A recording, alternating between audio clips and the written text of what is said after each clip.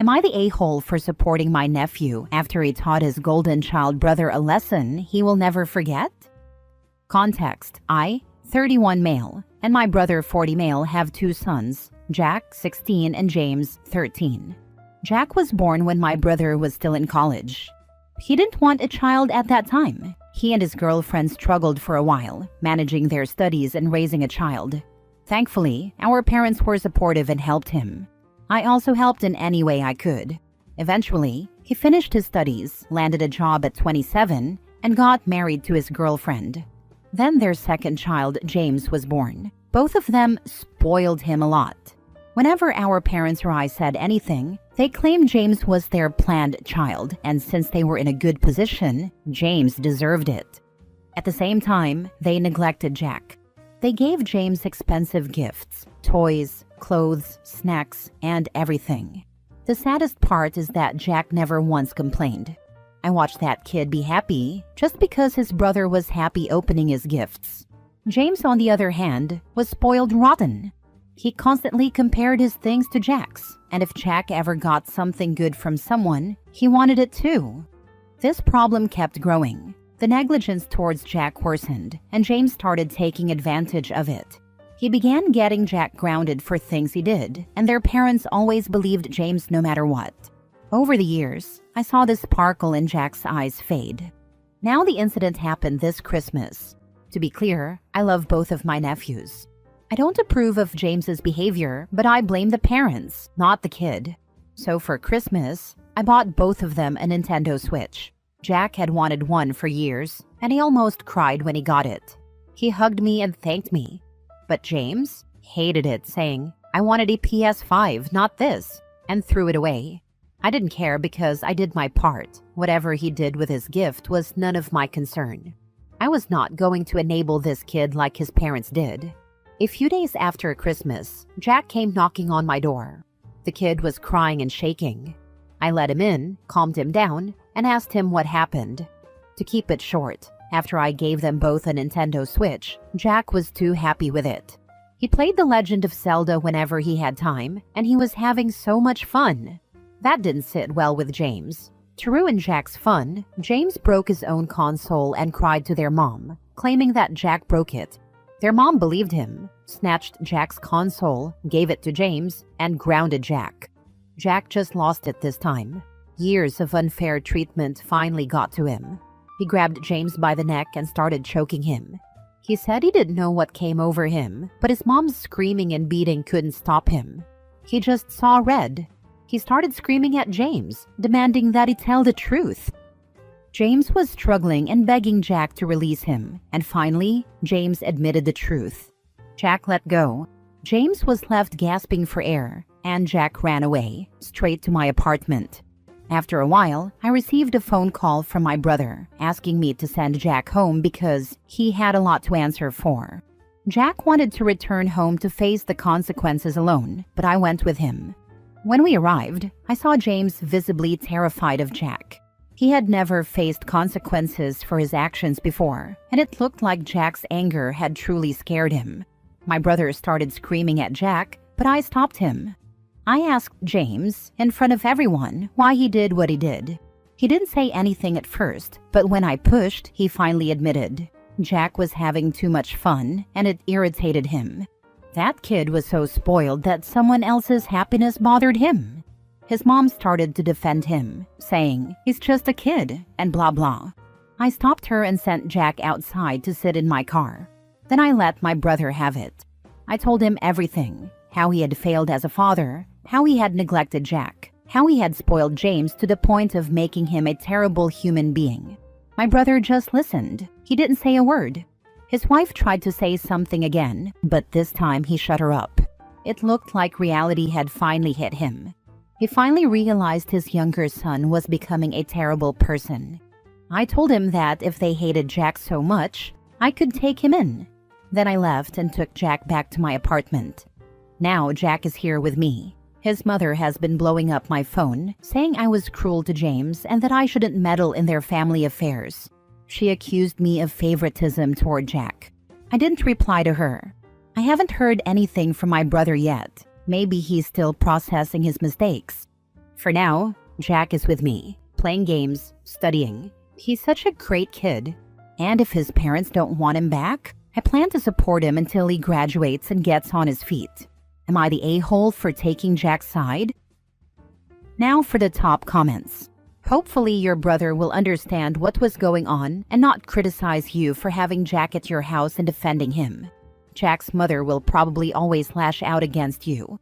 Hopefully Jack can live at your house for a while until things calm down. You need to make sure that James is not going to seek revenge and do something evil. You're not the a-hole for defending your nephew. I believe my brother realized his actions. He was shocked when James admitted what he did, and he didn't say a word when I was screaming at him. Maybe it's a good idea to invite your brother to an evening together. Not to berate him again, but just to hang out together, eat something good, maybe play some board games with Jack if you're into it. Just have a fun evening together. This way, you show him that your concern comes from love, not bad feelings. This also might show him how Jack is thriving in a safe home and what a good and sweet kid he really is. I will actually do that. For now, I am just calming down Jack, making him feel he is not alone and he is loved. Then I plan to call my brother and have a talk with him. Not the a-hole. For Jack to have to do that just to get the truth from his brother, it shows he had a lot of restraint over the years. But everyone has a breaking point. My younger siblings were spoiled rotten. When I moved out at 21, my parents finally saw what I'd been dealing with for years and couldn't handle it. OP, you have saved Jack from not only his family, but himself. He ran to you, had the maturity to go home and face the consequences, and you shielded him. You are the very best, and I hope you and Jack find peace with each other now and in the future. Honestly, I was not that brave or sensible like Jack when I was 16. I will do my best to support him. Next story. Am I the a-hole for telling my family it's not my fault I'm not a twin? My parents struggled to have kids and underwent fertility treatments, which resulted in 2 sets of non-identical boy-girl twins who, for the most part, look identical. The older twins are Max and Amy, and the younger twins are Jace and Lacey. Our family has always been obsessed with the fact that 2 sets of twins were born to the same parents, and that they could pass for identical, even though they're the opposite sex. Birthdays, Christmas, school plays, sports games, report cards, graduations, everything was a huge deal and celebrated as this great unique thing. My siblings had countless parties thrown for them and received so many gifts for every possible occasion that it was insane. I was born 6 years after Jace and Lacey, and my family has never hidden their disappointment in having a singleton. My birthdays were never a big deal, and I didn't get the same attention for Christmas, report cards, sports games, or school plays.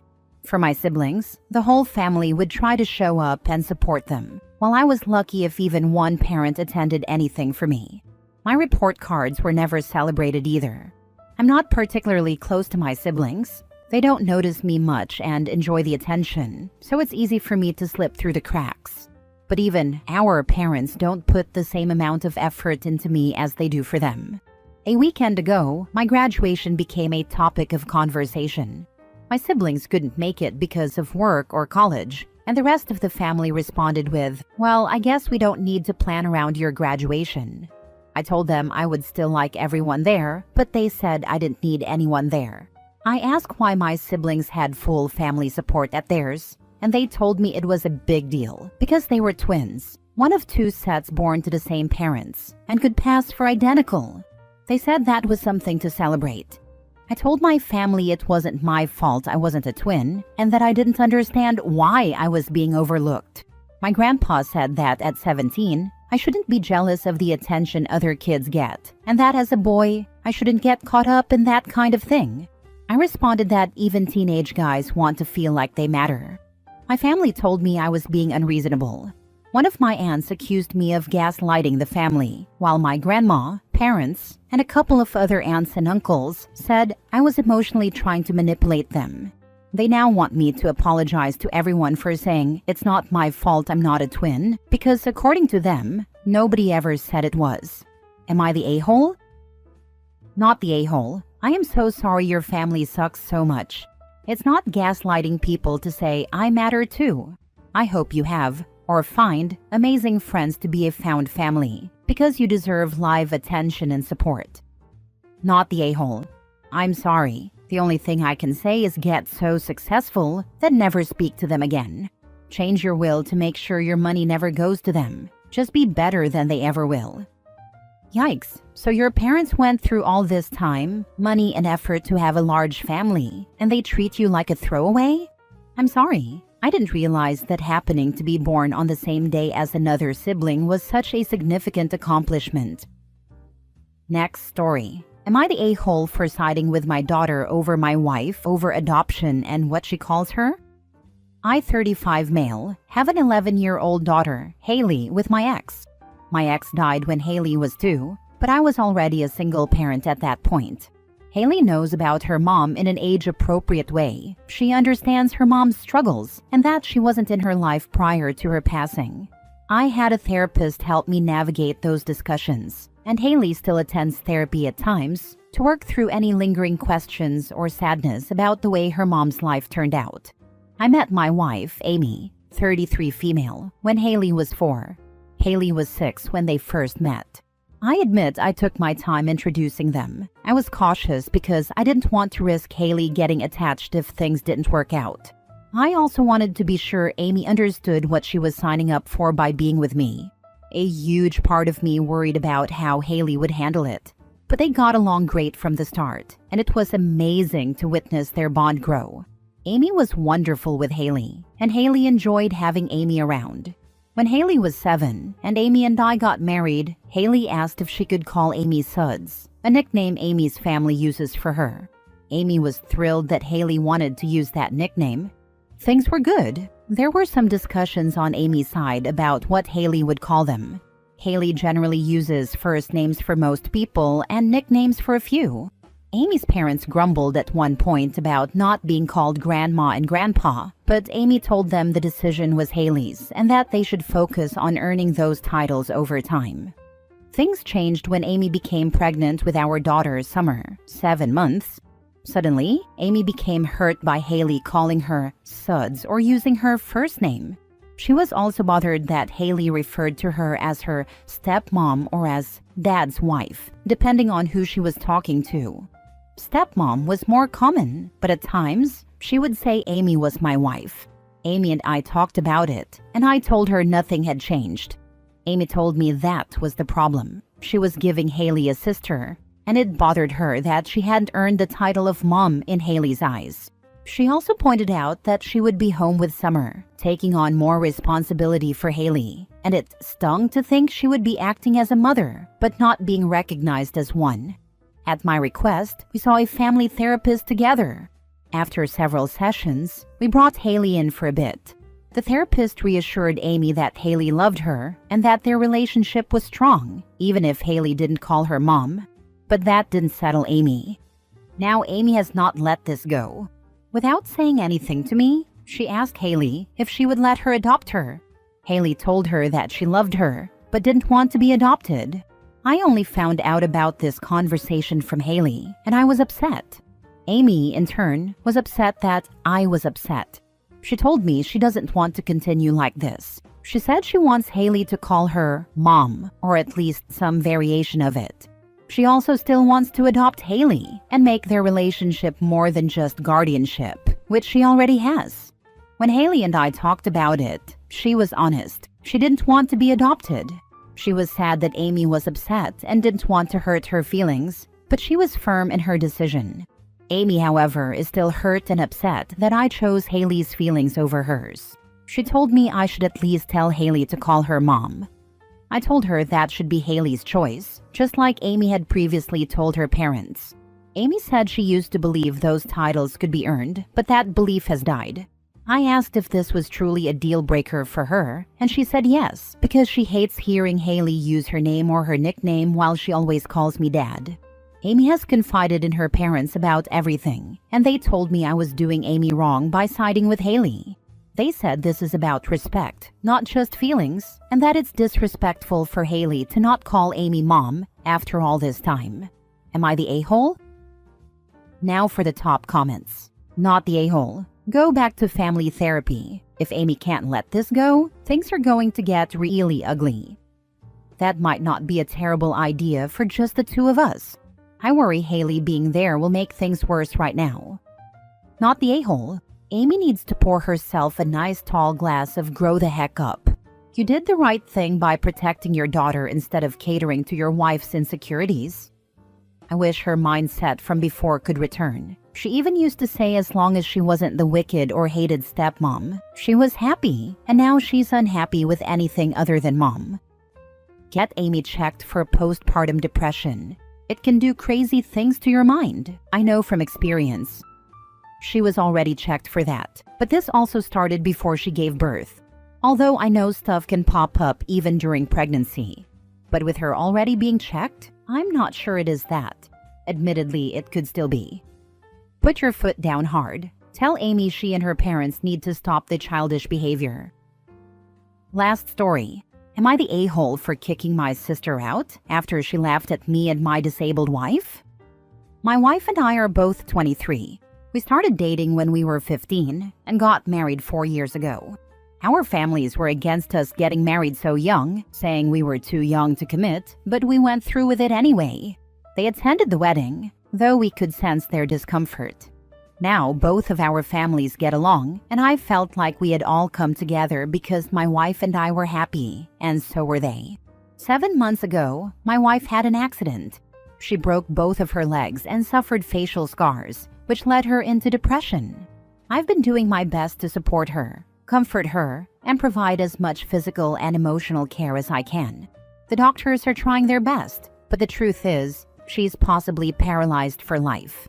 She knows it, and so do I, but I'm committed to helping her through this. 3 days ago, my sister came to visit us. She got drunk and started making fun of our situation. She blabbered on, saying it was karma for hurting everyone in our family. Thankfully, my wife wasn't around as she was sleeping. I asked my sister to get in the car, and I dropped her off at her place. The next day, she apologized and said she didn't mean to hurt me. I told her that what she said was deeply hurtful. If she had hit me, I could have forgiven her. But making fun of what my wife and I are going through is something I cannot accept. I told her I would never talk to her again. Now my parents are saying I should forgive and forget because she was drunk. But I feel like she was extremely disrespectful to both of us and our struggle, and making fun of it is not something I can overlook. Not the a-hole. Drunk words are sober thoughts. I've always believed what people say when they are drunk are their true thoughts, because inhibitions go out the window when you're intoxicated. You say and do things you wouldn't normally do because all your filters are gone. I don't believe this as a blanket statement, but in this case, it is for sure her sober thoughts. Not the a-hole. But she was drunk is not an excuse. Go commit a crime, and when you're in front of the judge in court, tell them, I shouldn't be punished because I was drunk, and see how far that gets you. Drunk people don't just make things up out of the blue. They say the things that they have been thinking all along, but when they're sober are smart enough to keep to themselves. Actually, yes, that's what I am most concerned about. I am thinking, does my sister hate my wife so much that she's enjoying her suffering? Does she not realize that her brother is also suffering? Does she hate me as well? I love her, and I thought she loved me, even though we had a rough time. But to say this all, I would have preferred if my sister berated, insulted, or slapped me instead of what she said. At least I could have forgiven her. But she crossed boundaries, and I don't know how to forget her words even if she was drunk.